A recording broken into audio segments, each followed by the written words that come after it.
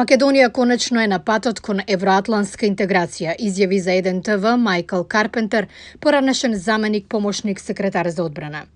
Според него, процесот на членство во Европската Унија ќе потрае подолго, бидејќи клучните критериуми се владење на правото.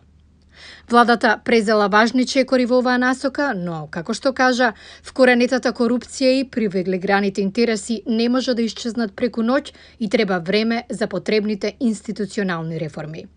За САД и регионот, овој експерт истакна дека, иако е рано да се предвиди кој ќе биде следен председател, се надева оти новата администрација ќе го искористи моментумот на Преспанскиот договор за поголем американски ангажман во Западниот Балкан, пошто, како што додаде, ќе остане да се види дали САД ќе продолжат со опасниот тренд на повлекување од Европа кој што го започна председателот Трамп или не.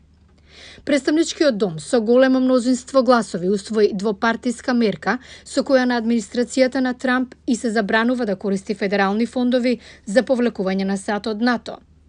Во ексклузивна изјава за нашата телевизија, републиканскиот сенатор Рон Џонсон, кој преседава со Комисијата за домашна безбедност, ги поздрави Атина и Скопје за мирното решавање на проблемот со името и рече дека се надева оти овој историски чекор ќе придонесе во напорите за мирно решавање на други долготрајни спорови во регионот.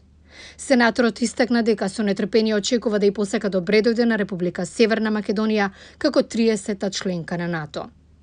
Томас Кантримен, поранешен вршител на должноста државен подсекретар на САД, предлага македонската влада да се осврне на имплементација на сите детали од договорот поврзани со споменици, символи и слично, и итна изработка на нови закони според највисоките стандарди на Европската Унија, а кои се однесуваат на борбата против корупцијата, независно судство и слобода на медиумите. Подпишувањето на протоколот е историски за НАТО и за македонскиот народ, се вели во соопштението на сенаторот Крис Марфи, демократ и влијателен член на подкомисијата за надворешни работи. Зајакнувањето на нашата трансатлантска алијанса е важно во време кога Русија ја зголемува својата агресија во Источна Европа.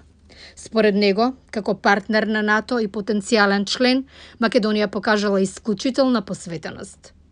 И покрај дозата на скептицизам, во овдешните кругови се чини преовладува оптимизам, дека ова е една успешна приказна, дека ова значи безбедносна гаранција и долгорочна стабилност во Југоисточна Европа.